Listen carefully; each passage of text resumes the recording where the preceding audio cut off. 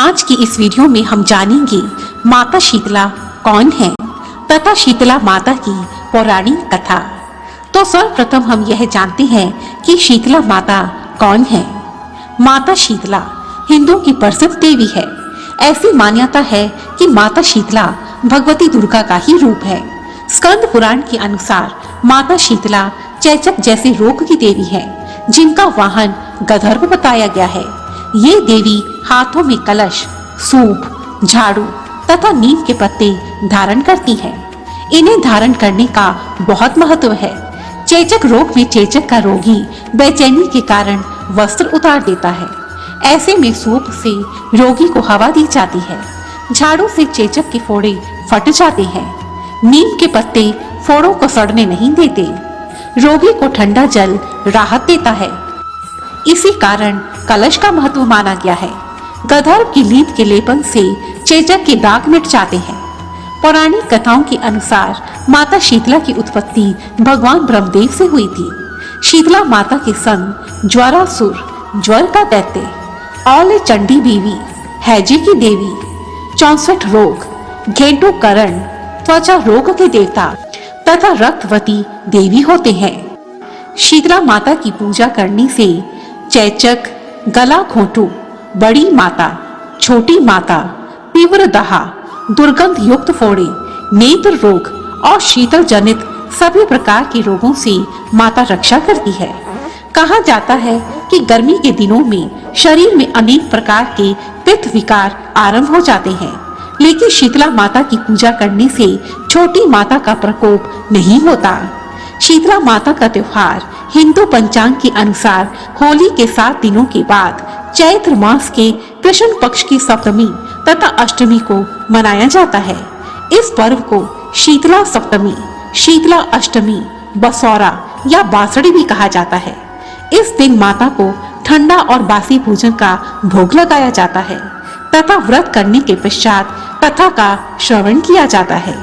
तो आइए अब हम सुनते हैं शीतला अष्टमी के दिन कहे जाने वाली शीतला माता की पौराणिक कथा।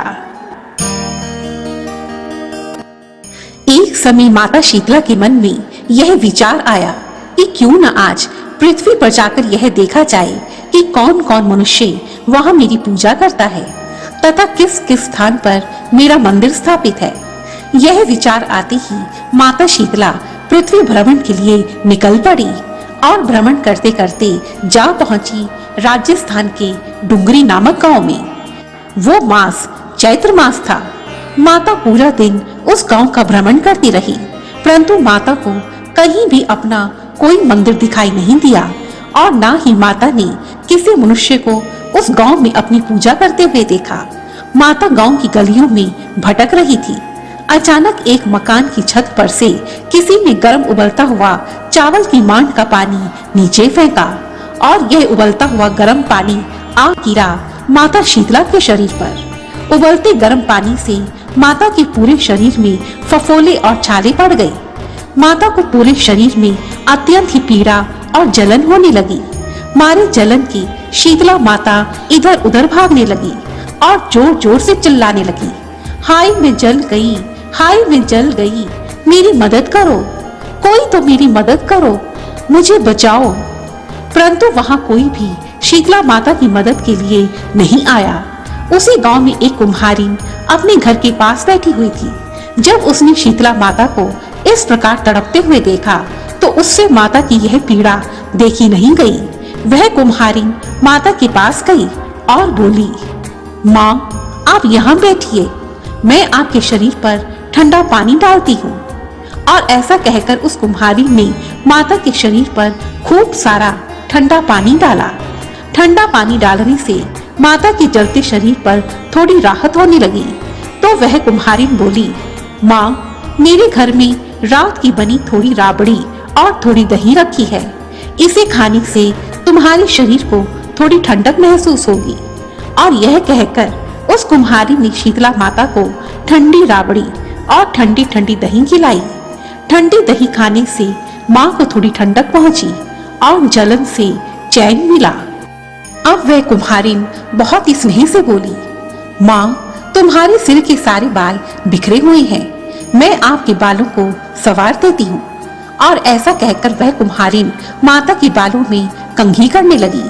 कंघी करते करते अचानक उस कुम्हारिन की नजर माता के सर के पीछे पड़ी और वहां उसने कुछ ऐसा देखा कि वह एकदम घबरा उठी। उसने देखा कि माँ के सर के पीछे एक बड़ी सी आंख बालों के अंदर छिपी हुई है। यह देखकर वह कुम्हारिन घबराकर इधर उधर भागने लगी कि तभी उसे अत्यंत ही मीठे स्वर में एक आवाज सुनाई दी, रुक जा बेटी, रुक जाओ बेटी, डरो मत, मैं कोई भूत प्रेत नहीं हूँ, मैं शीतला माता हूँ। मैं इस धरती पर यह देखने आई हूँ कि कौन कौन मेरी पूजा करता है। और इतना कहकर हीरे जवाहरात के आभूषण पहने, सर पर स्वर्ण मुकुट धारण किए, सुनहरी बॉर्डर की सुंदर रेशमी साड़ी पहने हुए माता अपनी असली रूप में प्रकट हो गई। माता के इस स्वरूप को देखकर वह गरीब कुम्हारिन आश्चर्यचकित हो गई। माँ के इतने सुंदर दर्शन पाकर वह आत्मविभोर हो गई और माँ के चरणों में गिर पड़ी तथा हाथ जोड़कर आंखों में आंसू भरकर कहने लगी, माँ, मेरे घर में चारों ओर गरीबी ही गरीबी है। मैं आपको बिठाऊं तो कहाँ बिठाऊं? मुझ गरीब के घर में तो आपको बिठाने के लिए कोई आसन तक नहीं है। मैं करूं तो आखिर क्या करूं? उस कुम्हारिन का ऐसा स्नेह देखकर माता शीतला गदगद हो उठी और वह तुरंत ही उस कुम्हारिन के घर के बाहर बंधे हुए गधे पर जा बैठी। तब माता ने एक हाथ में झाड़ू और दूसरे हाथ में डलिया लिया। अब माता ने कुम्हारिन के घर में झाड़ू लगाई और उस झाड़ू से उसके घर की गरीबी को झाड़कर उसे डलिया में भरकर घर से बाहर फेंक दिया। अब शीतला माता बड़े प्रेम से बोली, बेटी, मैं तेरी निस्वार्थ सेवा से अत्यंत प्रसन्न हूँ। बता, तुझे क्या वर चाहिए?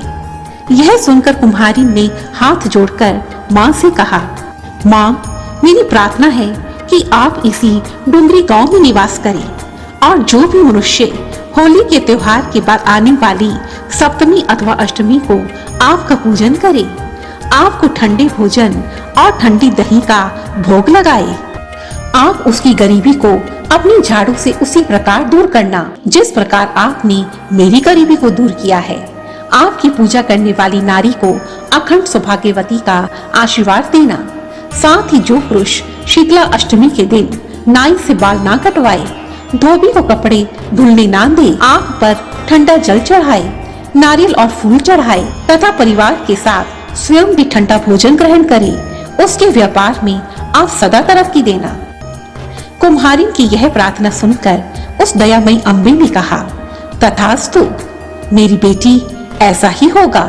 मैं तुझे वर प्रदान करती हूँ कि मेरी पूजा का मुख्य अधिकार इस धरती पर केवल कुम्हार जाति का ही होगा। पूजन सामग्री और चढ़ावा भी कुम्हार जाति को ही जाएगा। इस प्रकार उस कुम्हारिन को यह वर देकर शीतला माता वहां से अदृश्य हो गई और उसी दिन से शीतला माता उस डुंगरी गांव में स्थापित हो गई और उस गांव का नाम पड़ा शील की डुंगरी। शील की डुंगरी में माता का मुख्य मंदिर स्थापित है। शीतला सप्तमी के दिन इस गांव में एक विशाल मेले का आयोजन होता है। दूर दूर से भक्त लोग यहाँ माँ के दर्शन के लिए आते हैं और अपनी मनोकामनाओं को पूर्ण करते हैं। शीतला माता की यह कथा इतनी अधिक पुण्यदायी है कि इसके श्रवण मात्र से ही घर की गरीबी दूर होती है और माँ प्रसन्न होकर हमारे बच्चों की चेचक, खसरा जैसे रोगों से रक्षा करती है। इसलिए चैत्र मास के कृष्ण पक्ष में आने वाली सप्तमी तिथि और अष्टमी तिथि को शीतला माता की पूजा करने के पश्चात इस कथा को प्रेम से सुनना चाहिए। जय शीतला माता। बोलो शीतला माता की जय। शीतला माता की जय। धन्यवाद। और यदि आपको यह वीडियो पसंद आई है तो प्लीज मुझे कमेंट सेक्शन में जरूर लिखें और मेरी ऐसी ही दूसरी वीडियोस को देखने के लिए रेड कलर के बटन को प्रेस कर मेरे इस चैनल को सब्सक्राइब करें और साथ ही बेल आइकन को भी जरूर दबाएं ताकि मेरी आने वाली सभी वीडियोस की नोटिफिकेशंस आपको टाइम पर मिलती रहे। धन्यवाद। जय माता दी।